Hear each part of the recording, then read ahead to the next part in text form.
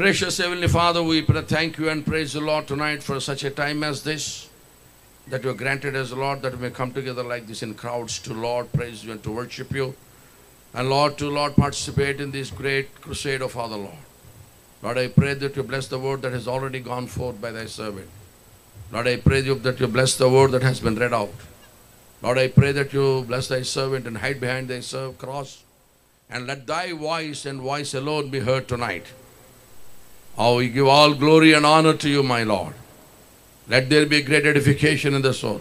Let there be an enlightenment, Lord, as the word of God is being preached, Lord. I pray that you enlighten the dark places of Father, Lord. Lord, anoint thy servant and hide him by thy side, in Jesus' name. Amen. Cheppandi gattiga. Amen. Prabhu nandu mikkili priyalara. ప్రకటన గ్రంథము 19వ అధ్యాయములో ప్రియులారా, అప్పుడప్పుడు నేను ఇక అలా ఇంగ్లీష్లోకి మాట్లాడితే మీరు నా వైపు వరద బాధితులో చూడొద్దు సుమా. మళ్ళా నేనే తెలుగులోకి అనువదించి చెప్తాను, క్షమించాలి. ఇచ్చేదంటే అంత పూర్తిగా తెలుగు కంప్లీట్గా ఒకేసారి మాట్లాడడం ఈజీ కాదు. దేవునికి స్తోత్రం చెప్పండి. ప్రియులారా,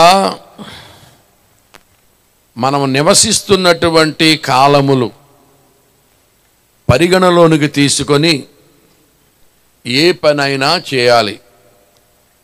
We must take into consideration the times in which we live, and we are supposed to live and preach and teach accordingly.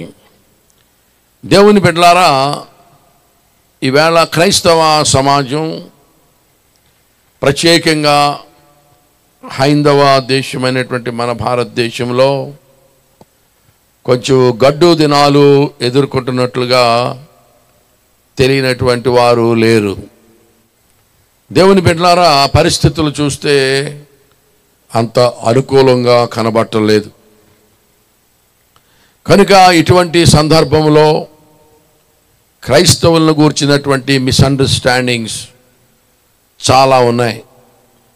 క్రైస్తవుల మీద చాలా ఆక్షేపణలు ఉన్నాయి. మనము దేశద్రోహులం అనేటువంటి అభిప్రాయం ఒకటి ఉన్నది. తర్వాత విదేశీ మతాన్ని మనం తీసుకొచ్చి ఇక్కడ ప్రమోట్ చేస్తున్నాం అనేటువంటి ఆక్షేపణ ఒకటి ఉన్నది. మరొకటి, ఇది బ్రిటిష్ వారు భారతదేశాన్ని పరిపాలించినప్పుడు మనకు వచ్చినటువంటి మతం అని ఒకటి ఉన్నది. ఈ మతం వచ్చిన తర్వాత హైందవ సంస్కృతి దెబ్బతింటా ఉంది. మన హిందూ సంస్కృతిని ఈ యొక్క మతం హరించి వేస్తూ ఉంది అనేటువంటి ఆక్షేపణ ఒకటి ఉంది. అంతేకాకుండా చాలామంది ఈ సువార్త వైపు ఆకర్షింపబడి ఇదివరకు ఆరాధిస్తూ ఉన్నటువంటి వారిని వారు విడిచిపెట్టడం జరుగుతూ ఉందనే ఆక్షేపణ ఉంది. ఎలాగున చూస్తూ ఊరుకుంటే చివరికి మనకేదో ముప్పే సంభవించేటట్టుందనేటువంటి ఆలోచన మన ప్రియతమ భారతీయుల్లో ఉన్నది. ఇటువంటి ఆక్షేపణలన్నింటినీ మనం పట్టించుకోకుండా వారికి సరి అయినటువంటి సమాధానాలు చెప్పకుండా మన బాణీని మనం పోవడం అనేటువంటిది అంత సమంజసము కాదు. హేతువు అడుగు ప్రతివానికి మీరు సమాధానం చెప్పమని ప్రభువు చెప్పాడు. అలాగే ప్రియా దేవుని బిడ్డలారా, సీరియస్ మ్యాటర్ ఈవేళ మీరు చాలా జాగ్రత్తగా వినవలసి ఉన్నది. ఇన్ని ఆక్షేపణల మధ్య యేసును నమ్ముకోమని సువార్త ప్రకటించాలి. భారతదేశంలో సువార్త ప్రకటించడం అంటే అంత ఈజీ కాదు. దేవుళ్ళు ఎక్కువ కలిగినటువంటి దేశం. దేవుడిని నమ్ముకో, యేసుప్రభుని నమ్ముకో అంటే భారతదేశంలో ఏమంటారంటే, మాకే కోటాను కోట్ల మంది దేవుళ్ళు ఉన్నారు, మాకేం కొదువు లేదు, మాకు ఇంకొక దేవుడితో అవసరం లేదనేటువంటి ఆలోచన కలిగి ఉన్నారు. ఇంకొంచెం ముందుకెళ్ళి ఈ మతోన్మాదులు అనబడేటువంటి వారు ఈ ఆక్షేపణలు చేయడమే కాకుండా కొన్ని దుష్ట క్రియలు కూడా ఈ సువార్త ప్రకటించే వారి మీద వారు చేయడం మనం వార్తాపత్రికల్లో చూస్తూ ఉన్నాం, మన చుట్టుపక్కల వింటూ ఉన్నాం. మరి ఇటువంటి సందర్భంలో క్రీస్తు సంఘం సువార్త ప్రకటించాలా లేకపోతే మానేయాలా? ప్రకటించాలి అంటే ఏ విధంగా ప్రకటించాలి? ఈ సువార్త ప్రకటనలో మనం ఏమైనా మార్పు చేయవలసినటువంటి పరిస్థితి ఏమైనా ఉందా అని ఖచ్చితంగా దేవుని సేవకులు కానివ్వండి, సువార్తికులు కానివ్వండి, దేవుని సువార్తను నమ్మినటువంటి సంఘస్థులు కానివ్వండి, ఇవి మనం ఖచ్చితంగా ఆలోచించి తీరవలసినటువంటి రోజులని, ఇప్పటికే it is already high time అని కూడా నేను మెన్షన్ చేస్తూ ఉన్నాను. ప్రియా దేవుని బిడ్డలారా, ఈ ప్రశ్నలన్నిటికీ వారికి ఉన్నటువంటి ఆక్షేపణలకు, అపోహలకు, వారికి ఉన్నటువంటి అభ్యంతరాలకు మనము ఖచ్చితమైనటువంటి సమాధానాలు చెప్పగలిగి ఉండాలి, చెప్పి తీరాలి. ఏమండి, భారతదేశంలో ఉప్పు కారం తింటూ మీకు దేశభక్తి లేనటువంటి పనులు మీరు ఎందుకు చేస్తున్నారు? వేరే దేశపు దేవుడిని ఆరాధించడం ఏంటి? మీకు దేశభక్తి లేదు, మీరు దేశద్రోహుల కిందే పరిగణింపబడతారనేటువంటి మాటలు మనం వింటున్నప్పుడు మనం కూడా స్పష్టత ఇవ్వాలి. దేవునికి స్తోత్రం చెప్పండి ఒకసారి. హల్లెలూయా. కనుక ప్రియమైన దేవుని బిడ్డలారా, నేను మీకు తెలియజేసేది ఏమిటంటే, ఆధ్యాత్మిక చరిత్ర కలిగినటువంటి ఏ దేశాలు కూడా క్రొత్త సంగతులను అంత త్వరగా యాక్సెప్ట్ చేయవు. Any nation with a religious history will not accept any new thing that easily. You have to definitely make a note of this. Any nation with a religious history will not accept such new things so easily. And that was the problem with the nation of Israel also. అదే ఇశ్రాయేలు దేశపు యొక్క సమస్య కూడా. దేవుని బిడ్డలారా, ఆధ్యాత్మిక చరిత్ర కలిగినటువంటి, ప్రాచీన నాగరికత కలిగినటువంటి దేశాలలో, చాలా ప్రాముఖ్యమైన దేశాల్లో భారతదేశం కూడా ఒకటి. ఈ మెసపటోనియం కల్చర్ తర్వాత, మెసపటోమియా ప్రాంతాలు తప్ప ఇరాన్, ఇరాకు, ఇజ్రాయెల్ ఆ దేశాలు, అలాగనే మన ప్రాచీన భారతదేశం కూడా చాలా ఆధ్యాత్మిక చింతన కలిగినటువంటి దేశాలు. ఎంతో తత్వజ్ఞానము, ఎన్నో గూఢమైన సంగతులకు ప్రశ్నలు వెతికి ప్రజలకు అందించినటువంటి దేశం మన దేశం. కనుక ఇటువంటి ఆధ్యాత్మిక చరిత్ర కలిగినటువంటి దేశంలో వేలాది సంవత్సరాల నుంచి దేవుని గురించిన చింతన కలిగిన దేశంలో ఈవేళ యేసుని నమ్ముకోవాలి, యేసుని నమ్ముకోవాలి, యేసుని నమ్ముకోవాలి అని ప్రకటన చేస్తే అంత ఈజీగా నమ్ముకోవడం అవ్వదు. కనుక ప్రియమైన దేవుని బిడ్డలారా, మనమందరం కూడా ఏ పద్ధతి పాటించాలంటే అపోస్తలుడైన పౌలు పాటించాడు. ఒక అద్భుతమైనటువంటి ప్రకటన చేశాడు. ఆయన ఏథెన్సు పట్టణానికి సువార్త ప్రకటించడానికి వెళ్ళాడు. యాక్చువల్గా సువార్త ప్రకటించడానికి వెళ్ళలేదు, కానీ ఈ పౌలు, శీలా, తిమోతి వీళ్ళు వస్తారని అంతకుముందు ఊళ్ళో గొడవ జరిగితే మన వచ్చి వెయిటింగ్లో ఉన్నాడు. వాళ్ళు వస్తారని వెయిట్ చేస్తూ ఉన్నాడు. వెయిట్ చేస్తూ ఉండగా ఆయన సంచరిస్తూ ఉన్నాడు ఈ ప్రాంతం అంతా. ఈ ఎఫెసి అనేటువంటి, లేకపోతే ఏథెన్స్ అనే పట్టణం అంతా సంచరిస్తూ ఉంటే పట్టణం అంతా కూడా విగ్రహాలతో నిండిపోయి ఉంది. ఆయన ఆత్మ పరితాపం పట్టలేక ఏడుస్తూ ఉన్నాడు. ఏమిటి ఇంత విగ్రహారాధన? వీళ్ళకి దేవుని గురించిన జ్ఞానం ఎవరు చెప్తారు అని ఆత్మ పరితాపం పట్టలేక, వీళ్ళందరూ అగ్నిగుండానికి వెళ్తారా? ఎవరు తెలియజేస్తారు ఈ ప్రజలకి? ఎలా తెలియజేయాలని ఆయన ఏడుస్తూ ఉండేవాడు. అలా ఏడుస్తూ సంతలో కనపడిన ఒకరిద్దరితో యేసుని గురించి చెబుతూ ఉండేవాడు. ఈ చెప్పడం కూడా చాలా వెరైటీగా చెప్తూ ఉన్నాడేమో. ఆ మాట ఆ నోట ఈ నోట ఆ పురా ప్రజల యొక్క చెవుల్లో పడ్డది. మన పట్టణంలో ఒక కొత్త మనిషి వచ్చాడు, ఆయన కొన్ని కొత్త సంగతులు చెబుతున్నాడు. చెప్పడం కూడా చాలా వెరైటీగా ఉందని చెప్పి అందరి నోట్లో పడింది. ఏం చేద్దంటే ఏథెన్స్ వాసులకు ఒక అలవాటు ఉందట. ఏంటంటే ప్రతిదినము ఏదో కొత్త సంగతి చెప్పుట యందును వినుట యందును వాళ్ళ కాలం గడుపుతూ ఉండేవారట. ఇలాగున అందరికీ తెలిసి సంగతి ఈ పౌలన్న ఆయన్ని పిలిపించుకొచ్చి, ఏదో నువ్వేదో కొత్తగా మాట్లాడుతున్నావంట, కొత్త సంగతులు చెబుతున్నావట, నువ్వు మా పట్టణం ఎందుకు వచ్చావో ఒకసారి నీ బాధ ఏంటో, నీ యొక్క మిషన్ ఏంటో, నీ తాత్పర్యం ఏంటో చెప్పమని రచ్చబండ కార్యక్రమం పెట్టి ఏథెన్స్ పట్టణస్తులందరూ కూడా కూడుకొని పౌలు గారిని వాక్యం చెప్పమని అదే మాట్లాడమన్నారట. ఆయన దేవుని బిడ్డలారా, విగ్రహారాధికులందరూ కూడా నిత్య నరకానికి వెళ్తారు, లేకపోతే విగ్రహాలను చూసి పశ్చాత్తాపడి ఏడుస్తూ ఉన్న వ్యక్తి, విగ్రహారాధన అంటే దేవునికి పడదు ప్రియులారా అని చెప్పడానికి వెళ్ళిన వ్యక్తి ఏమన్నాడంటే, ఆయన చూసి అబ్బాయి ఏమీ లేదండి, మీది మాది ఒకటే అన్నాడు. ఓ ఏథెన్స్ వారలారా, నేను సంచరించుచు మీ దేవతా ప్రతిమలను చూచుచుండగా నాకు ఒక బలిపీఠం కనిపించింది. ఆ బలిపీఠం మీద తెలియబడని దేవునికి అని వ్రాయబడి ఉంది. మీరు తెలియక దేని యందు భక్తి కలిగి ఉన్నారో నేనును దానినే ప్రకటిస్తున్నాను అన్నాడు. చూసారా, ద యాంగిల్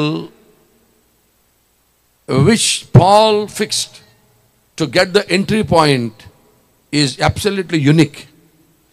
దేవుని బిడ్డలారా, విగ్రహారాధన తప్పని చెప్పవలసినటువంటి వాడు, విగ్రహారాధికులు నరకానికి వెళ్తారని చెప్పవలసిన వాడు, విగ్రహం అంటే దేవునికి అయిష్టమని చెప్పవలసిన వాడు అసలు ఆ మాట ఎత్తకుండగా, అక్కడ ఎవరిని హర్ట్ చేయకుండా, అసలు ఆ ఊసే ఎత్తకుండా ఏమన్నాడంటే, లేదండి మీది మాది ఒకటే, మీరు తెలియక దేని యందు భక్తి కలిగి ఉన్నారో నేను దాన్నే చెప్పడానికి వచ్చాను అన్నాడు. మరి రెండూ ఒకటైతే ఎందుకు ఏడిచావు? రెండూ ఒకటి ఎలాగవుతాయి? రెండూ ఒకటైనప్పుడు ఏడవడం ఎందుకు? ప్రియా దేవుని బిడ్డలారా, ఇంత జ్ఞానంగా ఈవేళ మనం ప్రవర్తించకపోతే మనం సక్సెస్ అవ్వమనేటువంటి విషయాన్ని మీకు తెలియజేస్తా ఉన్నాను. ఎందుకే మీది మాది ఒకటి అన్నాడంటే, ఎప్పుడు ఫిలాసఫీలో ఒక ప్రిన్సిపల్ ఉంటుంది. ఏమిటంటే, you must always move from the known to the unknown. ఎప్పుడూ కూడా తెలిసిన సత్యాన్ని బేస్ చేసుకుని తెలియని దాన్ని అన్వేషించాలి. You must always move from the known to the unknown, already revealed and from the already revealed to the yet to be revealed. ఇలాగున మనం ఫిలాసఫీలో థియరీ ఉంది. ఆయనకి ఎక్కడ క్లూ దొరికిందంటే, నేను సంచరించుచు మీ దేవతా ప్రతిమలను చూస్తూ ఉంటే మీరు ఒక బలిపీఠం కట్టుకున్నారు. ఆ బలిపీఠం మీద తెలియబడని దేవునికి అని వ్రాయబడి ఉంది.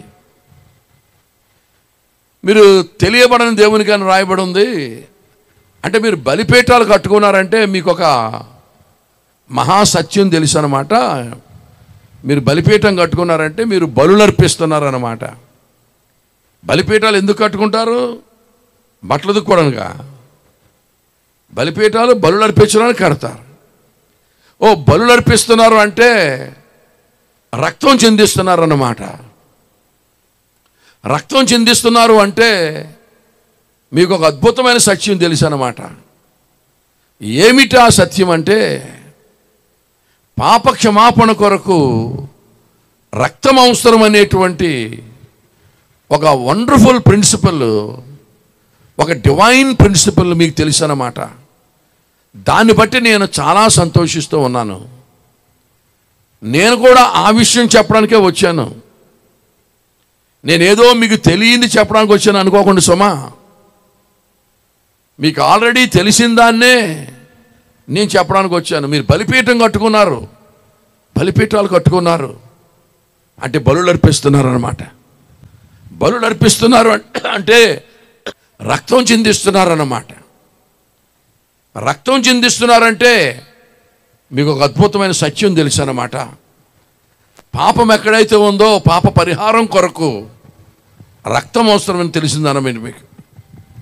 నేను దాన్ని చెప్పడానికి వచ్చాను. అయితే మీది మాది ఒకటే అని ఎందుకన్నానంటే అందుకే అదే చిన్న తేడా, ఒక చిన్న మార్పు మాత్రం మీరు గమనించాలి. అదేమిటంటే ఇక జంతువుల రక్తం మనకు అవసరం లేదు అని చెప్పడానికి వచ్చాను అన్నాడు. చాలా సెన్సిటివ్ పాయింట్. ఎవరి విశ్వాసాన్ని మనం హర్ట్ చేయకూడదు. తాత ముత్తాతల దగ్గర నుంచి ఏదో ఒక విషయాన్ని నమ్ముకుంటూ వస్తే అది ఉన్నట్టుండి సడన్గా అది వేస్ట్, అదంతా చెత్త తీసిపడాయంటే అంత ఈజీ కాదు. కనుక చాలా సెన్సిటివ్ మ్యాటర్ ఇది. చాలా స్మూత్గా ఆపరేట్ చేస్తామన్నాడు ప్రియులారా. చిన్న మార్పు ఏమిటంటే దేవుడు ఈ యొక్క రక్తాన్ని మార్చి ఇంకొక కొత్త రక్తాన్ని ఇంట్రడ్యూస్ చేశాడు. దేవుని బిడ్డలారా, ఒక ప్రశ్న అడుగుతాను, సమాధానం చెప్పండి. ప్రతి తరములో, ప్రతి జాతిలో, ప్రతి దేశంలో పాపక్షమాపణ కొరకు దేవుడు ఏర్పాటు చేసిన నియమించిన మందు, యాంటీడోట్, జంతువుల రక్తమా యేసు రక్తమా? జంతువుల రక్తమే. అందుకనే లోకమంతా ఈ జంతు బలి ఉన్నది. ఏథెన్స్లో జంతువులు నరిపిస్తూ ఉన్నారు. ఇజ్రాయెల్ దేశంలో జంతు బలి ఉంది. ప్రపంచ దేశాలన్నింటిలో కూడా జంతు బలి ఉంది. ప్రత్యేకంగా మన భారతదేశంలో ఈ యొక్క బలికర్మకాండ ఉంది. అజామేధ యాగము, అశ్వమేధ యాగము, నరమేధము, గోమేధము, వాజపేయము అనే బలికర్మకాండ ఉంది. వాజ్పేయి గారి పేరు అదొక బలికర్మకాండ. అజామేధ యాగము, అశ్వమేధ యాగము, నరమేధము, గోమేధము, వాజపేయం అనే బలికర్మకాండ ఉంది. ప్రియ దేవుని బిడ్డలారా, ఈ ప్రపంచమంతా ఉంది అంటే ఎవరు పెట్టారన్నమాట? దేవుడే నియమించాడు. ఇశ్రాయేలుని బలులు అర్పించమన్నాడు. అయితే దేవుని బిడ్డలారా, ప్రతి మందుకి కూడా ఒక ఎక్స్పైరీ డేట్ ఉంటుంది. ఇది సువార్తలో పాఠ్యభాగం. ప్రతి మందుకి ఒక ఎక్స్పైరీ డేట్ ఉంటుంది. ఆ ఎక్స్పైరీ డేట్ అయిపోయిన తర్వాత మందు చచ్చిపోద్ది. మందు చచ్చిపోయిందంటే ఆ చచ్చిపోయిన మందుని కనుక మనం మింగామంటే అది విషమైపోద్ది. ఒకప్పుడు మేలు చేసింది దాని టైం అయిపోయిన తర్వాత అదే మనకి కీడు చేస్తుంది. అందుకని మందులు కొనుక్కునేటప్పుడు ఎక్స్పైరీ డేట్ చూసి కొనుక్కోవాలి. అలాగే జంతువుల రక్తాన్ని కూడా దేవుడు ఒక కాల నిర్ణయం చేశాడు. దేవుడు ఒక కాలాన్ని నిర్ణయించాడు. అంతవరకు జంతువుల రక్తం పనికొస్తుంది. దాని తర్వాత జంతువుల రక్తం పనికిరాదు, చచ్చిపోద్ది. ఈ యొక్క చిన్న సవరణ మీకు చెప్పడానికి నేను వచ్చాను. మన దేశంలో, మన ప్రపంచంలో యజ్ఞయాగాదుల్లో వేలాది లక్షలాది పశువులు ప్రపంచవ్యాప్తంగా చంపబడుతూ ఉన్నాయి. ఇక మనం అది చేయనవసరం లేదు. దేవదేవుడు ఒక అద్భుత కార్యం చేశాడు.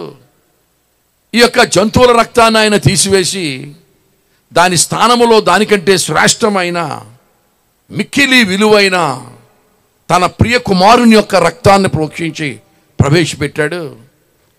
కనుక ఇక మీదట మనం అందరం కూడా పాపక్షమాపణ కొరకు ఆశ్రయించవలసింది జంతువుల రక్తం కాదు, యేసు రక్తమును ఆశ్రయించాలి.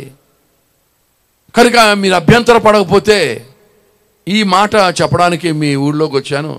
ఈ మార్పు మీకు ఇంకా తెలియలేదా? మీరు చాలా విషయాల్లో అడ్వాన్స్గా ఉంటారు కదా. ప్రతి కొత్త సంగతిని మీరు ఎప్పటికప్పుడు తర్కిస్తూ ఉంటారు కదా. ఏథెన్స్ వాసులు చాలా జ్ఞానులు ఉన్నటువంటి దేశం కదా ఈ దేశం. మరి మార్పు మీరు గమనించాలని చెప్తూ, మేము తెలిసి చచ్చిపోయిన మందు మింగుతూ ఉంటే మీకు కలిగే కీడు మేము ఎరిగి చెప్పకుండా ఉండలేకపోతా ఉన్నాం, కనుక మీరు అన్యదా భావించొద్దని ఎంట్రీ పాయింట్ తీసుకున్నాడు. దేవునికి స్తోత్రం చెప్పారా? హల్లెలూయా చెప్పారా? ఎవరిని దూషించకుండా, ద్వేషించకుండా, వాళ్ళని కాదనకుండా ఈ పాయింట్ ద్వారా ఎంటర్ అయ్యి మొట్టమొదట వాళ్ళ అటెన్షన్ టేకప్ చేశాడు. నువ్వు ముందే కొమ్మ నరికేసి నువ్వు టెదవ నీకేం తెలీదు అని మొదలెడితే అసలు నీ మాట ఎవడా వినడం. ఈవేళ ఈ నాలెడ్జ్లోనికి మనం అత్యవసరంగా రావలసిన ఆవశ్యకత ఉన్నది. ప్రియా దేవుని బిడ్డలారా, ఆధ్యాత్మిక చింతన కలిగే దేశాలు కొత్త విషయం యాక్సెప్ట్ చేయమని చెప్పాను కదా. ఇశ్రాయేల్ దేశం కూడా అదే. ఇశ్రాయేల్ దేశానికి ధర్మశాస్త్రం ఉంది, యాజకులు ఉన్నారు, లేవీయులు ఉన్నారు, ప్రవక్తలు ఉన్నారు, ఏమంటే అర్చనాచారాదులు, చాలా నిబంధనలు అన్నీ ఉన్నాయి. పెంతెకోస్తు పండుగ రోజున పరిశుద్ధాత్మ దేవుడు దిగి ఏమండి వారు అన్య భాషలు మాట్లాడుతూ ఉంటే ఊరోళ్ళందరూ ఏమన్నారు తెలుసా? వీళ్ళు మందు కొట్టేసి మాట్లాడుతున్నారు అన్నారు. They did not accept that. అన్య భాషలు మాట్లాడుతున్నారు, ప్రవచిస్తూ ఉన్నారు. మరి ఎవరి భాషలో వారికి అర్థమవుతూ ఉంది. అర్థం అవ్వక వీళ్ళు మాట్లాడట్లేదు. వీళ్ళు మాట్లాడే భాష అన్య భాషలు, ఏ భాషలో ఉన్న వాళ్ళకి ఆ భాషలోకి వినపడుతూ ఉన్నాయి, అర్థమవుతూ ఉంది. అయినప్పటికీ మందు కొట్టేసి మాట్లాడుతున్నారు అన్నారు. అప్పుడు 11 మందిలో పేతురు లేచి, ఇది మందు కొట్టి మాట్లాడే మాట కాదు, ఇంకా సారా కొట్లు తెరవలేదురా, తెల్లారి ఇంకా జామున కాలేదు, ఇది యోవేలు యొక్క ప్రవచనము. అంచెదినముల్లో అన్యజనులందరి మీద నా ఆత్మను కుమ్మరిస్తాను. యవనస్తులు దర్శనాలు చూస్తారు, వృద్ధులు కలలు కంటారని మన పితరుడు యోవేలు ప్రవచించాడు అని ఈ సందర్భాన్ని, ఈ సన్నివేశాన్ని హిస్టరీలో ఉన్నటువంటి ఆ యొక్క ప్రవచనానికి కనెక్ట్ చేసి this is that and that is this అని కనెక్ట్ చేస్తే అప్పుడు దేవుని బిడ్డలారా ఇశ్రాయేలు ప్రజలు అంగీకరించడం జరిగింది. అప్పుడు సువార్త నమ్మడం జరిగింది. ఈ విధంగా మనం కూడా భారతదేశంలో ఆధ్యాత్మిక చరిత్ర కలిగిన దేశం కనుక సడన్గా యేసయ్యని నమ్మేసుకో అంటే వినరు. This is that, that is this, అదే ఇది, ఇదే అది అని కనెక్ట్ చేయాలి. అదే కనెక్ట్ చేయాలంటే దట్టో తెలియాలి, దిస్సు తెలియాలి. దట్టో తెలియాలి, దిస్సు తెలియాలి. లేకపోతే తుస్సే అని నేను అనను కానీ రోజులు బాగోలేదు. నేను సాక్ష్యం చెబుతూ ఉండగా మూలవాక్యం చదివాను కదా, యేసును గూర్చిన సాక్ష్యము ప్రవచన సారమని చెప్పాను కదా. నువ్వు ఇక్కడి నుంచి బిగించేయి అని పరిశుద్ధాత్మ దేవుడు మాట్లాడుతున్నాడు. దేవునికి స్తోత్రం కలుగునుగా. హల్లెలూయా చెప్పండి గట్టిగా, హల్లెలూయా. కనుక దేవుని బిడ్డలారా, మీ కవీశ్వరులో కొందరు ఎలాగూ చెప్పుచున్నారు కదా అని భక్తుడైన పౌలు ఆ కవులను కోట్ చేస్తూ ఉన్నాడు. వాళ్ళ యొక్క స్క్రిప్చర్స్ కోట్ చేస్తూ ఉన్నాడు. కోట్ చేసి this is that and that is this అని ప్రారంభించాడు.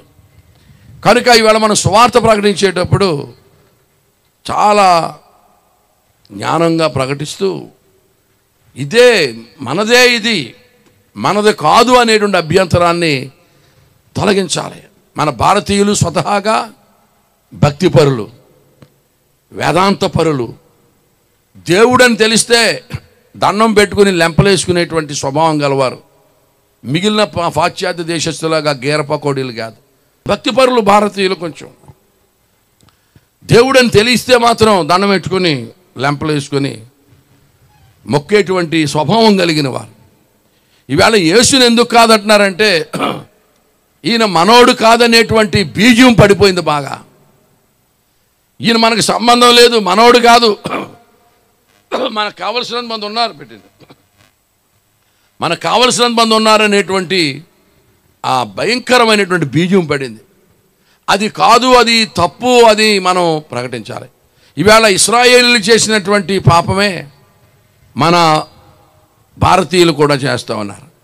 ఇశ్రాయేలీయుల దగ్గరికి దేవుడు తన స్వకీయుల యొద్దకు ఆయన వచ్చాడు. ఆయన సొంత ప్రజల దగ్గరికి ఆయన వచ్చాడు. ఈయన మావోడు కాదు, ఈయన మెస్సియా కాదు అని ఆయన సిలువ వేసి తృణీకరించారు. He doesn't belong to us. No no no, he is not Messiah. ఆయన మెస్సియా కాదు, ఆయన దేవకుమారుడు కాదు.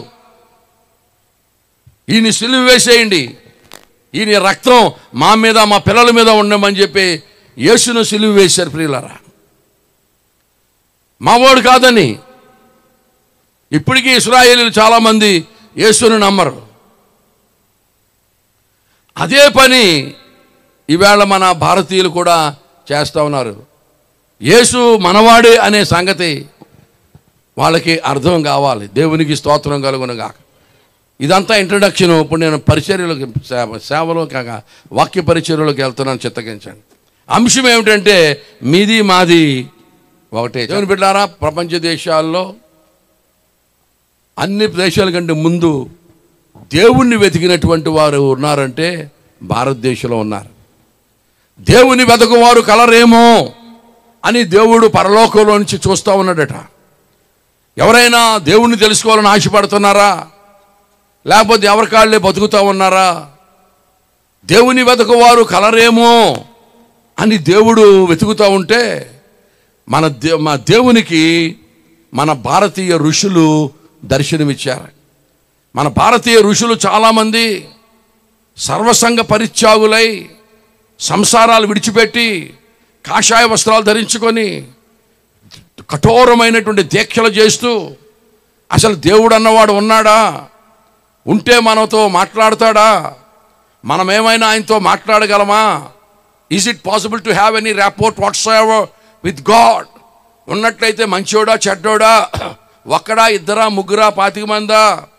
అసలు ఏంటి దేవుడు మా నరులతో మాట్లాడతాడా? ఈ సంగతులు తేల్చేయాలని సర్వసంగ పరిత్యాగులై సంసారాలు విడిచిపెట్టి అరణ్యంలోకి వెళ్ళి కఠోరమైన తపస్సులు చేశారటండి. ఎంత తపస్సు అంటే పొట్ట వెన్నెమ్మ కంటుకుపోయిందట. ఆ వాగుల్లో నీళ్లు తాగి ఆకులు అలమలు తింటూ కఠోరమైన దీక్ష చేస్తామంటే దేవుడు పక్షపాతి కాదు. దేవుడు పక్షపాతి కాదు. తను వెతుకుతూ ఉంటే దొరకడా? అప్పుడు ఆయన ప్రత్యక్షమై మన ఋషీశ్వరులకు ఎన్నో సంగతులను బయలుపరిచాడు. అందుకనే వీళ్ళని ఏమంటారంటే ద్రష్టలు అంటారు. ద్రష్టలు అనగా దృష్టించినటువంటి వారు, చూచినటువంటి వారు, దర్శించినటువంటి వారు, లేక దేవుని చేత దర్శింపబడినటువంటి వారు, దేవుని దర్శించినటువంటి వారని పేరు. ప్రియులారా, ఇలాగున భారతదేశంలో సత్యదేవుని గూర్చినటువంటి జ్ఞానం పుష్కలంగా ఉంది. అయితే చాలా కాలం క్రితం అందరికంటే ముందు తెలిసేసుకున్నారు కనుక పరీక్షలు వచ్చేటప్పటికి మర్చిపోయారు. అందుకని సిలబస్ ముందే కంప్లీట్ చేసేస్తే పరీక్షలు వచ్చేటప్పుడు మర్చిపోతానని రివిజన్ చేస్తారు. అందరికంటే ముందు ఈ సంగతులను తెలిసిపోయినాయి. ఈ ఋషీశ్వరులు తపస్సులు చేసుకుంటుంటే దేవుడు వచ్చి తపస్సుకు మెచ్చి అడిగాడట, మీ తపస్సు మెచ్చాను, ఏమిటి మీ కోరిక అంటే, దేవా నిన్ను మేము చూడాలని ఆశపడ్డారట. అప్పుడు దేవుడు అన్నాడట, మీరు చూడాలని కోరిక మంచిదే కానీ నన్ను చూసి ఎవడో బ్రతకడు. నన్ను చూడగానే మీరు బూడిద కుప్పలు అయిపోతారు, మాడి మసి అయిపోతారు.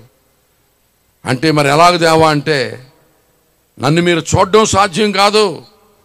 నన్ను గురించి తెలుసుకోవాలంటే నా శక్తులన్నీ, నా మహిమలు, నా శక్తి, నా నిత్య శక్తి ఇవన్నీ కూడా ప్రకృతిలో పెట్టాను. మీరు ప్రకృతిని పరిశీలన చేస్తే నా మహిమేంటో, నా బలమేంటో, నా ఘనత ఏంటో, నా శక్తి ఏంటో, నా జ్ఞానం ఏంటో, జగదుత్పత్తి మొదలుకొని సృజింపబడిన వస్తువులను ఆలోచిస్తే తేటపడుతుందని వాళ్ళు సంగతులు చెప్పారు. దేవుని బిడ్డలారా, మొట్టమొదట ఆ ఋషీశ్వరులు అడిగిన ప్రశ్న ఏం తెలుసా? అసలు దేవా, ఈ సృష్టి రవ్వంతైనా పుట్టక మునుపు, రవ్వంతైనా కలుగుక మునుపు ఆదిలో అసలు ఏముందని అడిగారండి మొదటి ప్రశ్న.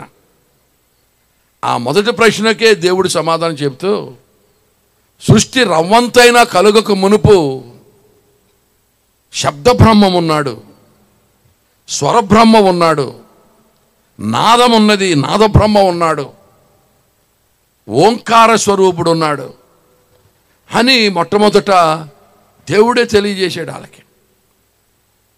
సృష్టి రవ్వంతైనా కలుగు చేయబడికి ఏముందట? శబ్దబ్రహ్మ, నాదబ్రహ్మ, స్వరబ్రహ్మ, ఓంకార స్వరూపుడు ఉన్నాడు. దేవుని బిడ్డలారా, మనోళ్ళు అందుకనే ఓం అనేటువంటి మాటకు ఎంతో ప్రాధాన్యత ఇస్తారు. అది చాలా పూజింపదగినటువంటి మాటగా కన్సిడర్ చేస్తారు. పూర్వకాలం ఉత్తరం రాస్తే ఓం అని మొదలెట్టి రాసేవారు. ఇల్లు కట్టుకుంటే ఇంటి మీద ఓం అని రాసేవారు. పరీక్షలు రాసేటప్పుడు కూడా చదివినా చదవకపోయినా ముందు ఓం అని రాసి పేపర్ మొదలెట్టేవారు. మనోళ్ళు ఓం ఓం ఓం అంటారు, కానీ మీరు ఊరంతా తిరిగి రండి ఓం అంటే ఏంటి అడగమండి, సమాధానం చెప్పరు. సోయమాత్మాధ్యక్షరం ఓంకారాదిమా మా శ్రీమాత్రక్షపాద అకార ఉకార మకారయతి. చెప్పండి ఆయనకాల. సోయమాత్మాధ్యక్షరం ఓంకారాదిమా మా శ్రీమాత్రక్షపాద అకార ఉకార మకారయతి. ఓంకారం అనేటువంటిది 3 అక్షరముల కలయిక. అది ప్రణవం అంటారు. అండ్ అకారము తండ్రి అయిన దేవుడు, ఉకారము కుమారుడు, మకారము పరిశుద్ధాత్మ దేవుడు. అది ఆది యందు ఉన్నటువంటి నాదబ్రహ్మ, స్వరబ్రహ్మ, శబ్దబ్రహ్మ. ఆది యందు స్వరమున్నది అని హైందవ్యం చెప్పింది. దేవుని బిడ్డలారా, దాన్నే పరిశుద్ధ బైబిల్ గ్రంథం చెప్పింది. ఆది యందు వాక్యముండెను, వాక్యము దేవుని యొద్దెను, వాక్యము.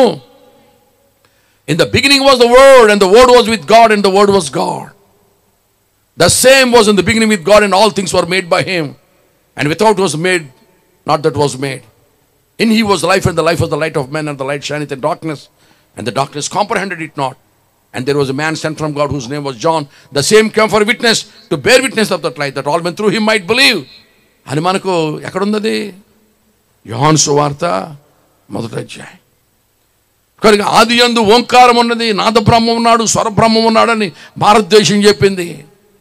దాన్నే ధృవీకరిస్తూ పరిశుద్ధ బైబిల్ గ్రంథం చెప్తుంది, ఆది యందు వాక్యం ఉండెను. దేవుని బిడ్డలారా, అదే స్వామి వివేకానంద పండితుల వారు కూడా మీకు ప్రబోధ రత్నాకరం అనేటువంటి పుస్తకంలో 2వ పేజీలోనే ఉంటుంది. ఆది యందు స్వరబ్రహ్మ ఉన్నాడు. మా దేశంలో ఓంకార స్వరూపుడే బైబిల్ గ్రంథంలో యేసుక్రీస్తుగా ప్రత్యక్షమయ్యాడని స్వామి వివేకానంద పండితులు వారు చెప్పారు. దేవునికి స్తోత్రం కలుగునుగా. దాని తర్వాత దేవుని బిడ్డలారా, ఇంకొక ప్రశ్న అడిగారు భారతీయులు. నీవు ఒక్కడవా, ఇద్దరవా, ముగ్గురా అని అడిగారు. దానికి దేవుడే ప్రత్యక్షపరిచిన సత్యమేంటి తెలుసు వాళ్ళకి? ఏకో నారాయణ, ఏకేశ్వరుని ఆరాధన. ఈశ్వరుడు ఒక్కడే. మొట్టమొదట భారతదేశంలో పడినటువంటి పునాది దేవుడు ఒక్కడే, ఏకేశ్వరుని ఆరాధన. ఏకో నారాయణ, ఈశ్వరుడు ఒక్కడే. దాన్నే బమ్మెర పోతనామాచ్యుడు చక్కగా అనలైజ్ చేసి రాశాడు. ఆయన ఎవనిచే జనించు జగం ఎవ్వని లోపల నుండి లీనమై ఎవ్వని ఎందుడిందు పరమేశ్వరుడు ఎవ్వడు, మూల కారణం ఎవ్వడు, అనాది మధ్యలోయుడెవ్వడు, సర్వము తాని అయిన వాడెవ్వడు. వాని ఆత్మభావ ఖాళీలను పూరించండి. వాని ఆత్మభావ ఖాళీలను పూరించరు, పూరీలను ఖాళీ చేస్తారా? వాని ఆత్మభావ ఈశ్వరునే శరణంబు వేడేదను. ఎవరో ఒకరి చేతే జనించింది లోకమంతా, ఆ ఒక్కడినే ఆరాధించాలి. ఎవనిచే జనించు జగం ఎవ్వని లోపల నుండు లీనమై ఎవ్వని యందుడిందు పరమేశ్వరుడు ఎవ్వడు, మూల కారణం ఎవ్వడు, అనాది మధ్యలో ఏడవడు, సర్వము తాని అయిన వాడు ఎవడో ఒకడు ఉన్నాడు. ఓ ఘనమా, ఓ నా ఆత్మ, ఆయన్నే సేవించు అని భారతదేశం మొట్టమొదట ఏకేశ్వరుని ఆరాధన, ఈశ్వరుడు ఒక్కడే అని ప్రారంభించారు.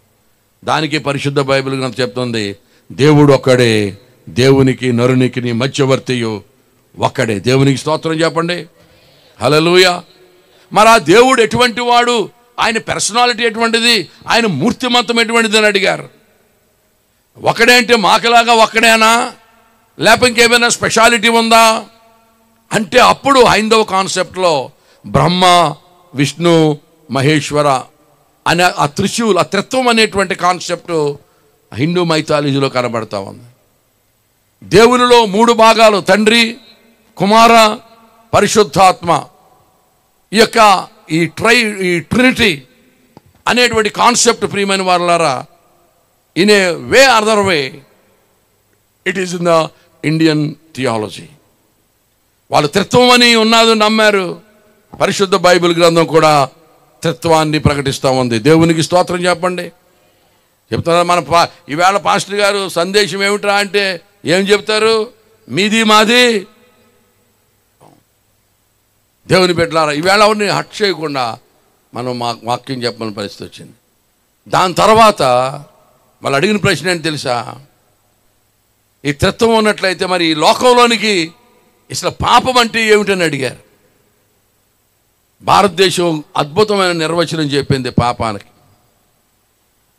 చాలామంది పాపం పాపం పాపం అంటమే తప్ప పాపం అంటే ఏంటని అడగండి.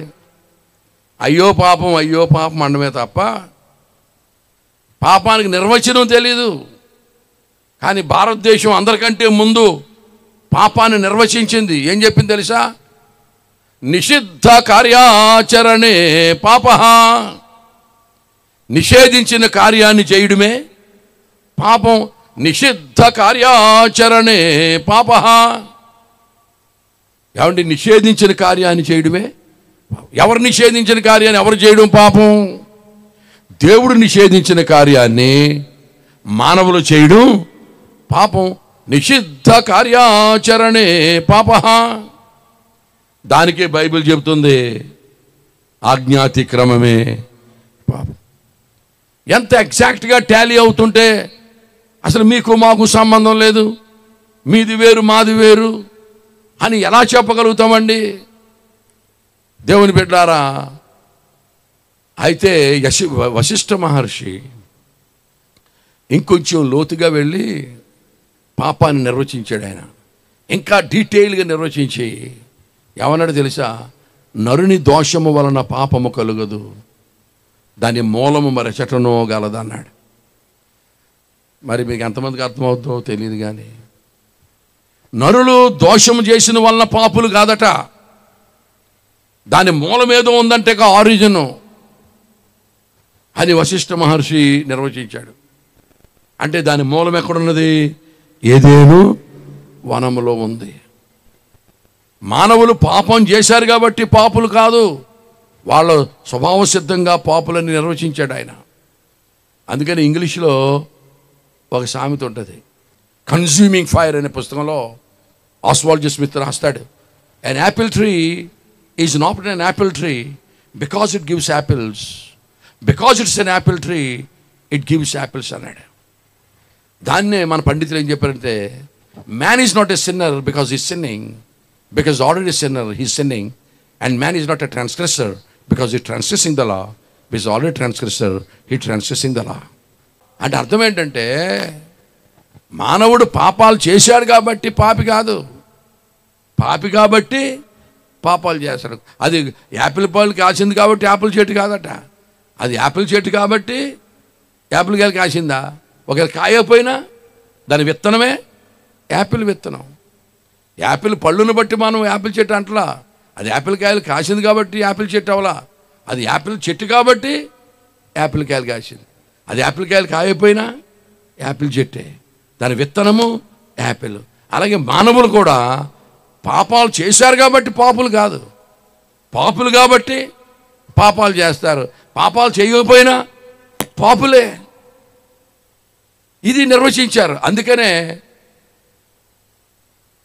వేమన యొక్క పద్యం సవరణ చేయవలసి వచ్చింది. వేమన అందరికీ తెలిసిన పద్యం ఒకటి రాశాడు, ఉప్పు కప్పు రంబు ఒక్క పోలిక రెండు చూడ చూడ రుచుల, పురుషులందు పుణ్య పురుషులు వేరయ్యా కాదు అసలు లేరయ్యా. ఆ చిన్న సవరణ చేయకపోతే పద్యం తప్పు అయిపోద్ది. ఎందుచేతంటే మనోళ్ళని అడిగిన ప్రశ్నకి సమాధానం చెప్పాడు దేవుడు. అందరూ పాపులా లేకపోతే కొంతమందే పాపులా?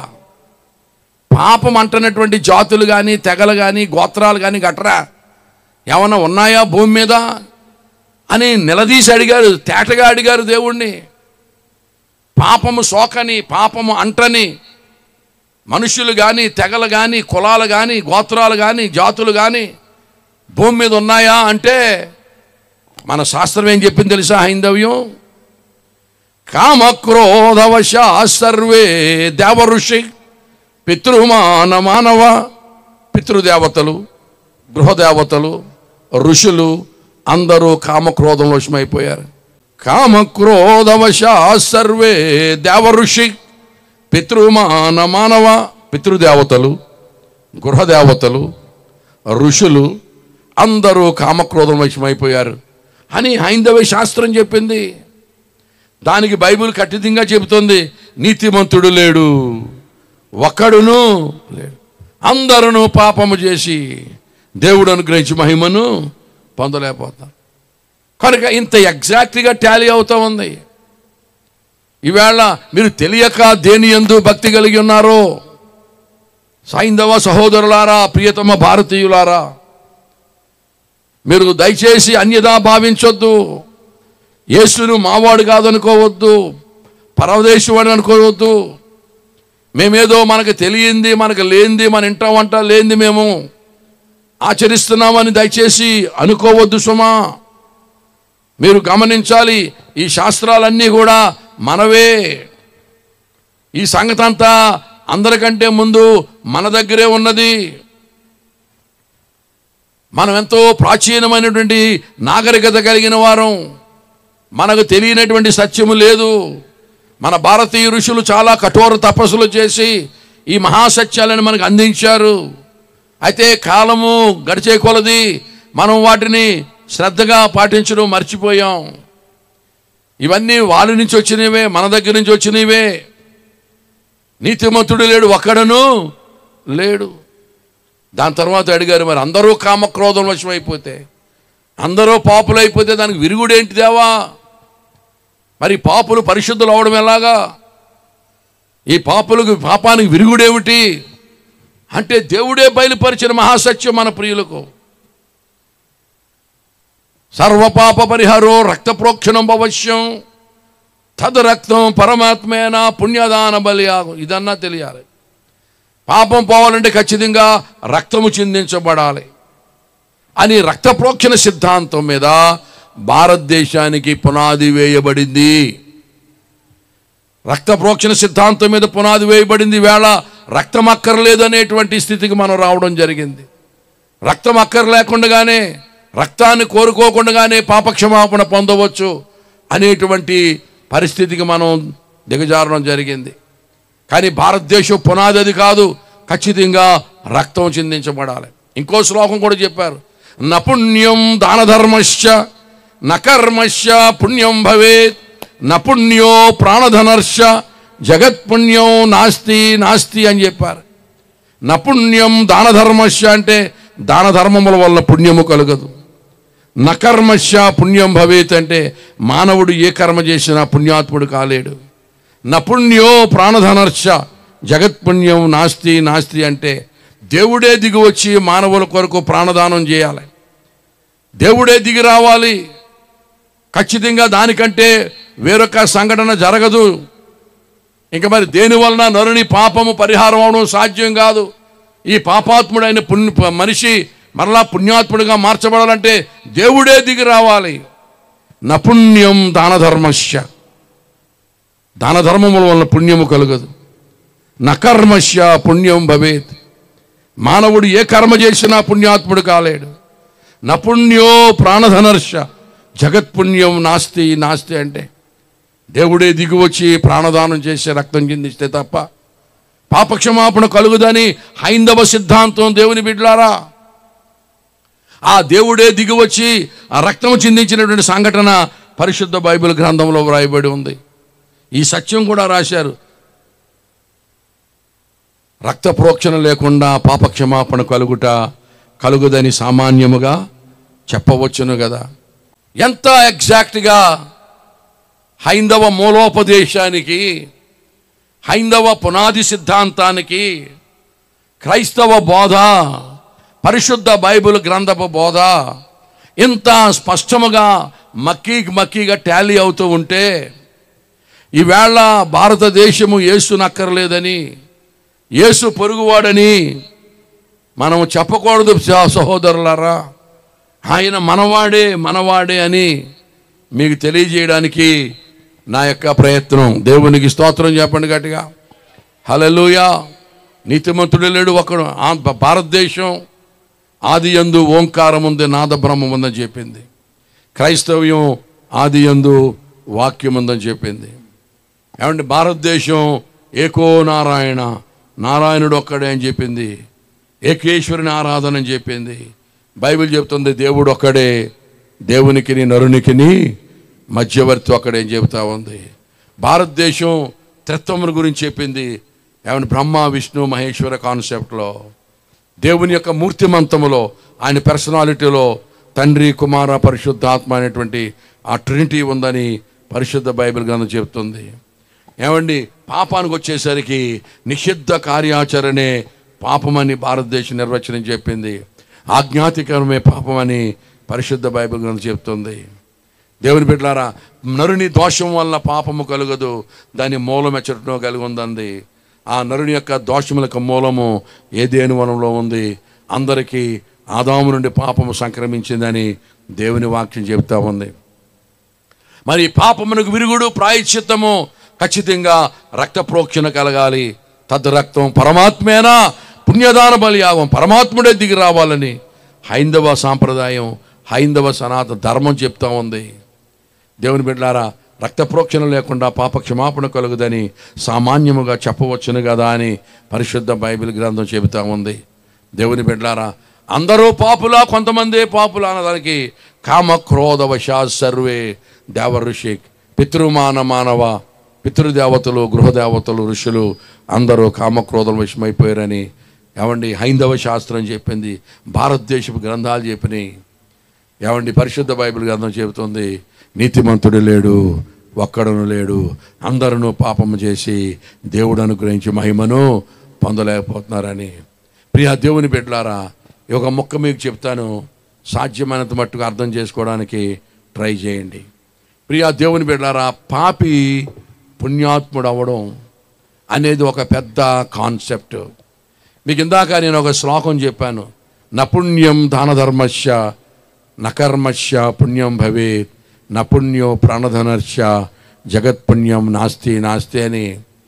నేను ఒక ఊళ్ళో ఇటీ సువార్త ప్రకటించాను. దాన ధర్మముల వలన పుణ్యము కలగదు అని సువార్త ప్రకటించి నేను వచ్చేస్తే ఆ సభలో పెట్టినటువంటి కన్వీనర్ని ఆ పంచాయతీ ప్రెసిడెంట్ గారు పెద్దలందరూ పిలిచారండి. తెల్లారి, అయ్యా రాత్రి వాక్యం చెప్పిన పాస్టర్ గారిని ఇలా తీసిరా అన్నారట. ఆయన రాత్రే పెట్టేట్టుకు వెళ్ళిపోయాడు అన్నాడట. ఊరంతా విన్నారయ్యా మీ పాస్టర్ గారు బోధ, ఏది దాన ధర్మాల వలన పుణ్యం కలగదు అని చెబుతూ ఉన్నాడు. పంచాయతీలో గొడవ అవుతూ ఉంది. అసలు దాన ధర్మాలకి పెట్టింది పేరు క్రైస్తవులే కదా. ఎంతోమంది వితంతువులకు సహాయం చేస్తారు, అనాథ శరణాలయాలు పెడతారు, స్కూల్స్ పెడతారు, హాస్పిటల్స్ పెడతారు, ఎంతో చారిటీ చేస్తారు. దాన ధర్మాలకు పెట్టింది పేరు క్రైస్తవులు అయితే నువ్వు పిలిచిన బోధకుడు దాన ధర్మాల వలన మేలు కలగదు, దాన ధర్మాల వలన మోక్షం కలగదు అంటాడేంటి? నువ్వు సాయంకాలం పంచాయతీలో సమాధానం చెప్పాలి, ఆయన పిలిపించు, లేకపోతే నువ్వన్నా సమాధానం చెప్పన్నారట. ఆయన ఫోన్ చేశాడు నాకు, అన్నయ్య నువ్వు వెళ్ళిపోయావు కానీ నన్ను అట్టుకున్నారా. ఏం తమ్ముడా అన్నాను. ఏదో దాన వారి వలన పుణ్యం కలగదని చెప్పామంట. ఏంటి పంచాయతీలో గొడవ అవుతుంది, ఊరోళ్ళందరూ విన్నారట, సాయంకాలం తగు పెట్టారు అన్నయ్య అన్నాడు. మరి ప్రసంగం నువ్వు వినలేదా అన్నాను. నేను భోజనాల దగ్గర ఉన్నాను అన్నయ్య అన్నాడు. ఓరు మంచి చంపేసేవరా నాయన, చెప్తాను విను అన్నాను. చెప్పు, సాయంకాలం సమాధానం చెప్పాలన్నాడు. దాన ధర్మాలు అందరూ చేస్తారయ్యా, దాన ధర్మాలు చేయనటువంటి వాళ్ళు ఎవరు ఉండరు. అన్ని మతాలలో, అన్ని తెగలలో, అన్ని జాతుల్లో, ఈవెన్ నాస్తికులు కూడా దాన ధర్మాలు బాగా చేస్తారు. దాన ధర్మాలు చేయని వాళ్ళు ఎవరు ఉండరు. అయితే క్రైస్తవులు చేసే దాన ధర్మాలకును క్రైస్తవేతరులు చేసే దాన ధర్మాలకు ఒక ప్రధానమైన వ్యత్యాసం ఉంది. ఆ వ్యత్యాసం మనుషులకు తెలియట సాతానుడికి ఇష్టం లేదు. అంత తెలివి కలిగి ఉండడం దుష్టునికి ఇష్టం లేదు. అందుకనే ఈ విషయం మనకి అర్థం కావట్లేదు. దాన ధర్మాలు అన్ని మతాల వారు చేస్తారు, క్రైస్తవులు చేస్తారు. క్రైస్తవులు చేసే దాన ధర్మాలకును క్రైస్తవేతరులు చేసే దాన ధర్మాలకు ప్రధానమైనటువంటి తేడా ఉంది. ఏమిటంటే క్రైస్తవేతరులందరూ కూడా పుణ్యం కలుగుతుందని దాన ధర్మాలు చేస్తారయ్యా. క్రైస్తవులు ఎవరు పుణ్యం కలుగుతుందని దాన ధర్మాలు చేయరు. ఆల్రెడీ పుణ్యం కలిగిపోయింది కాబట్టి కృతజ్ఞతతో దాన ధర్మాలు చేస్తారు.